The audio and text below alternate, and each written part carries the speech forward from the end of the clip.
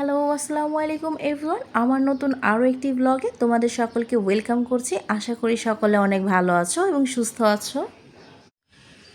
আজকে আমি আর আমার বোন দুইজনে চলে গিয়েছিলাম সিটি হার্ট শপিং কমপ্লেক্সে। বাচ্চাদের জন্য কিছু কেনাকাটা করা ছিল, তো সেই জন্যই গিয়েছিলাম।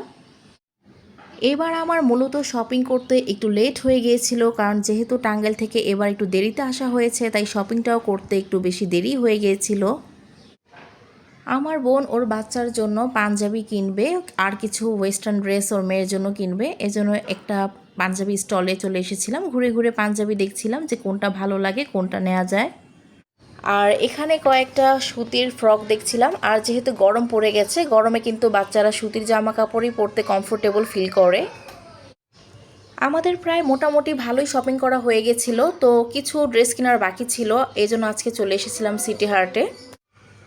আর এখান থেকে আমার বোন ওর বাচ্চার জন্য জিন্সের শর্ট প্যান্টগুলি দেখছিল। এখানকার প্যান্টের কোয়ালিটিও কিন্তু খুব ভালো ছিল। আরও একটা কথা বলি, একদিকে যেমন ঈদের খুশি যে ঈদ আসবে, বাচ্চাদের জন্য কেনাকাটা, এটা যেমন একটা আনন্দ, অন্যদিকে আবার খারাপও লাগছিল রমজান মাস চলে যাচ্ছে। এই কথা চিন্তা করে আমার আবার খুব খারাপও লাগছিল। আমি জানি আমার মতো হয়তো সবারও এরকমই খারাপ লাগছে।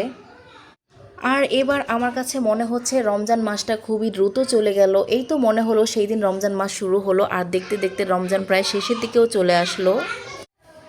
তো যাই হোক, এখান থেকে কিছু ওয়েস্টার্ন ড্রেস দেখছিলাম, ভালো লেগেছিল। এরপরে আমরা কিছু নায়রা ড্রেস কালেকশন দেখেছিলাম, সেগুলো ভালো লেগেছিল, তো কয়েকটা কেনাকাটাও করে নিয়েছিলাম। এখান থেকে কেনাকাটা শেষ করে চলে গিয়েছিলাম নিচে, কারণ নিচে বাচ্চাদের ব্যাগ কালেকশন ছিল, হেয়ার ব্যান্ড কালেকশন ছিল। সেখান থেকে কয়েকটা ব্যাগ চুজ করে আমি আমার ভাস্তির জন্য নিয়েছিলাম, কারণ আমার ভাইয়ের বউ আসতে পারেনি, ও একটু অসুস্থ ছিল।